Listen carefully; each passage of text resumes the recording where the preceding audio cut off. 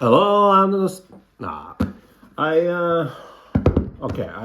My thing is I kind of just speak off the cuff. I don't have no script or anything. This is what I can. This is what I'm sort of good at. Is just talking. And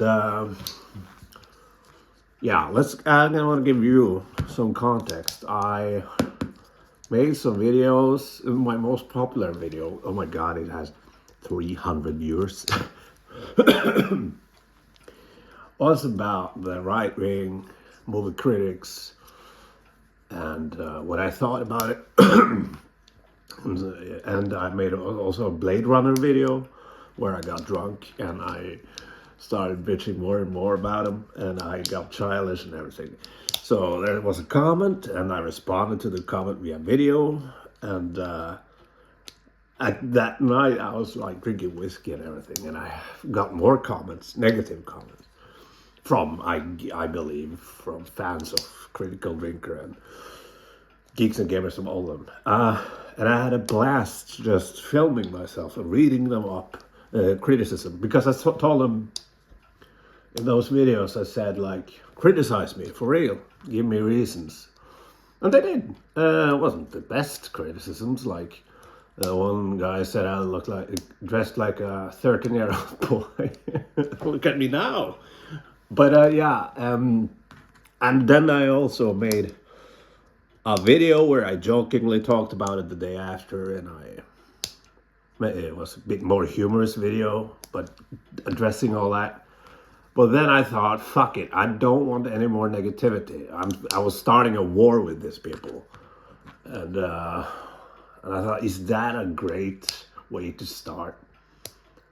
So I kind of made a video on the toilet where I was sorry, and I'm not going to, because I thought it was fun to go low, because many of the right go low, and just make fun of them in the most childish ways. You know, Critical Drinker and all those, especially Geeks and Gamers. I'm sorry, Geeks and Gamers. It's just a joke. It's just a joke, man. But yeah, so I'm not gonna do that anymore. But I read the comment from a guy. I don't remember which video, or was one of my videos, that he said he was a liberal and that he still watched Critical Drinker, and he said, yeah, I don't know if he necessarily said Critical Drinker, but he said he was a liberal, and that, but also tell me how The Acolyte isn't a bad show. And I said to him back, because, you know, I didn't want to, I'm getting old, so I write it. Have you noticed that, any of you? I'm 36, pushing 37, and writing on my phone, I somehow I'm struggling more and more. Maybe it's the age, I don't know. Maybe it's the dead brain cells from all the alcohol. But yeah, and that's kind of the problem. I am liberal, but tell me The Acolyte isn't. Yeah, but if you come from the perspective where you've seen analyzed videos from Critical Drinker, or let's say Critical Drinker, I've seen some of them. If Critical Drinker comes out in video, or like he is on the left, I wouldn't believe him, because there's such an obvious narrative where there's, like, you know, I'm a feminist, and what they say in Norway is like everybody's a feminist in Norway, and there's obviously throughout narrative throughout these critics, that there's a sort of a pricing or something against females in this. There was one video Critical Drinker made, about the female gaze, and that I think the argument was that some made that the male gaze, female gaze, the female gaze, that women get overly sexualized and they do. Did. Remember Tomb Raider from PlayStation 1? These huge tits. I'm a guy. I like when women are sexualized. I'm a fan of Metal Gear series, the Metal Gear series. Here's the one that goes too far. And in Metal Gear 5, there's a character called Quiet. And she can only breathe through her skin. It's like a plant or something, I don't know. Breathe through her skin. So she is in a bikini all the time. And she is beautiful and she's hot and everything. But Hideo Kojima obviously wanted her to have a bikini and a G-string throughout the whole show. And when you get to know her more, and a big boss, your main character, and you build up this relationship, she takes a shower and she starts dancing in front of you, and it's just silly. It feels like a teenager, like a 13-year-old, like, oh, this will be cool. And that's too much. And the thing is that she is actually an interesting character, well written in other ways, and I love the dynamic between her and Big Boss. But that part is like, so there's many in the 90s, like there's a lot of female characters that was. I remember a Pamela Anderson one, like, how do you make female characters badass? Well, you make them sexy as fuck and also badass. But nowadays, they've gone like a bit too far on the other side. It's like, I don't need no man. I got 2 guns and I don't show any skin. So we have the 2 things, but for me, it's writing, right? It's like the script. Is it a good character? Yes, no. No, I don't want to be part of it. I don't want any part of it, or, so many films we watch that are just terrible writing. But when I see Critical Drinker, he talks about how, like, it's nowadays it's wrong. He made an argument that women like to see men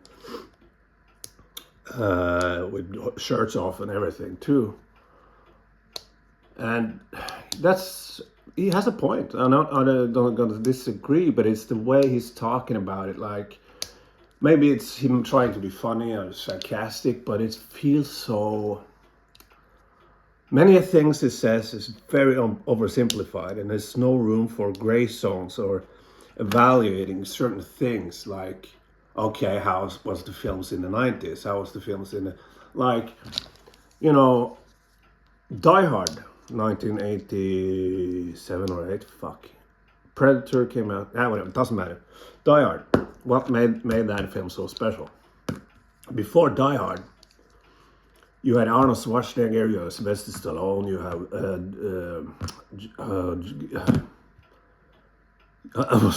Gus Van Sant. You know who I mean. Steven Seagal and those, but Jean-Claude Van Damme. All right. And they had muscles, and they could fight, and they were like ex-CIA and FBI or whatever the fuck it was. It was like, that was the American, and there was, throughout the 80s, it was like the Reagan era. This is American. This is a man. This like a Rambo that became a parody of itself. But the cool thing about Die Hard was that it just flipped everything, and it was about, for first he didn't have a love interest he met throughout the film. He already had a wife.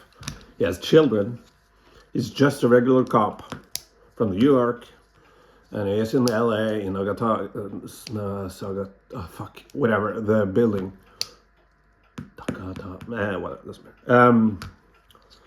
And he has like big arms that make always, when I watch this film, I always want to work out because I want big arms like John McClane.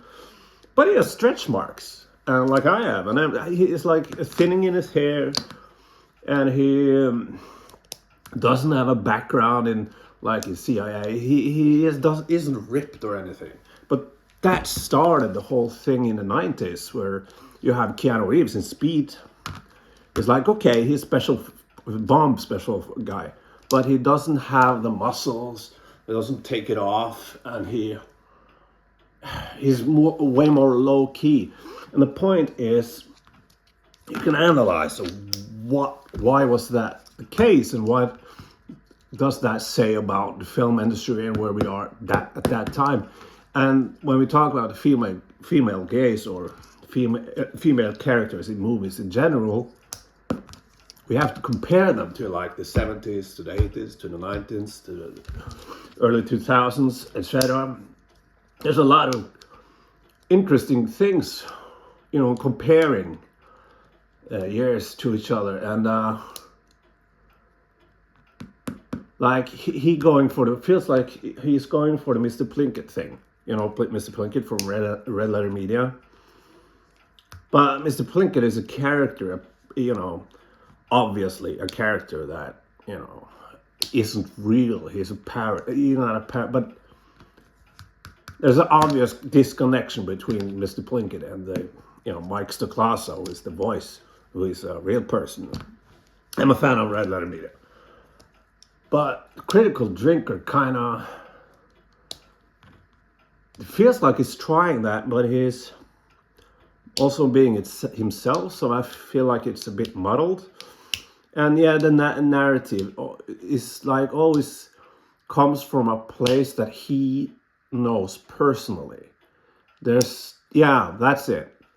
From the other guys too, seems like it comes from a place that they personally understand, things that they have seen and they have experienced, or they have thought. But an interesting analysis is like trying to understand, like in the Red Letter Media, Mr. Plinkett Clone Wars, I think, when they talked about Samuel L. Jackson, and that he was cast because they wanted the African Americans to more, because statistically African Americans didn't watch Star Wars as much. But that was statistics, and they didn't complain about that. They complain about how terrible Mace Windu's character is. There's nothing. You have Samuel L. Jackson, like the fucking Die Hard 3, Die Hard with Vengeance. Oh, I love it. So there's a sort of what you get, the expectations of it, and it's not. They're never trying to understand the other side. It's just attack, attack, attack, attack, which I have done to them. And that's why I said, I'm sorry, I'm not going to tone it down. But it's like, they're MAGA, right? They're MAGA. There's nowhere they're not.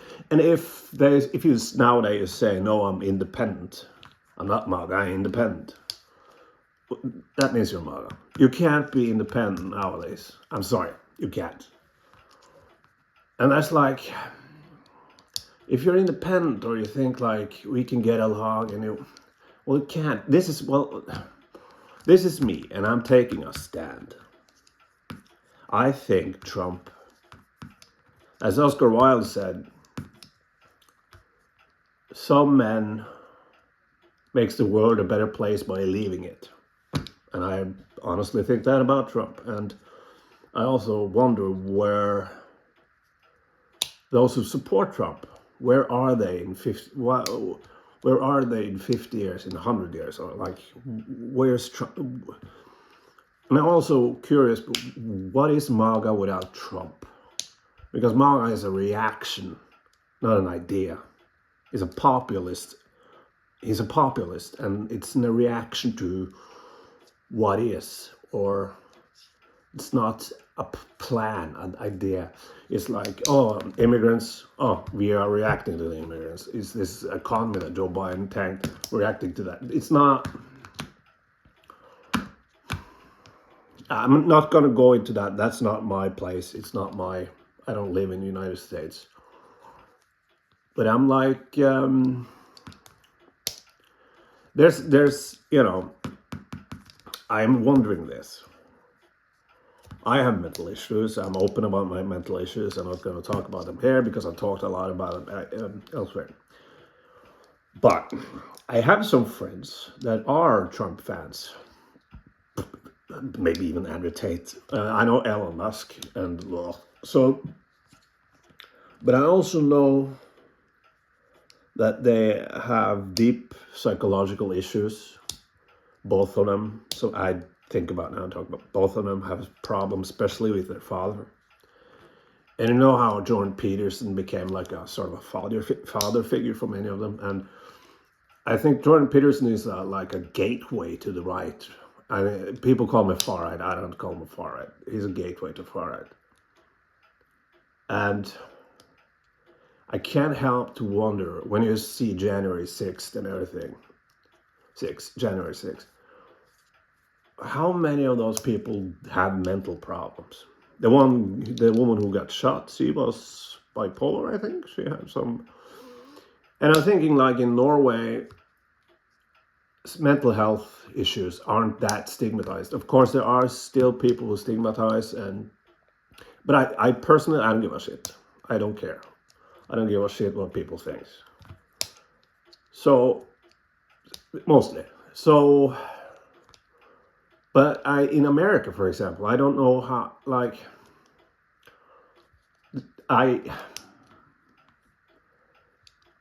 it's systematic, isn't it? It's systematic.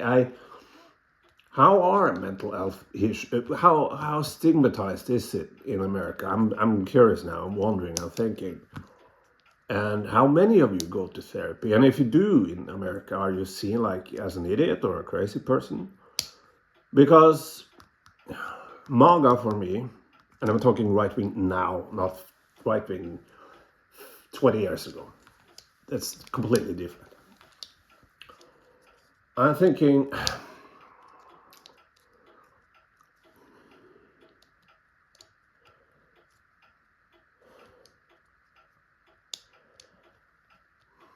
How many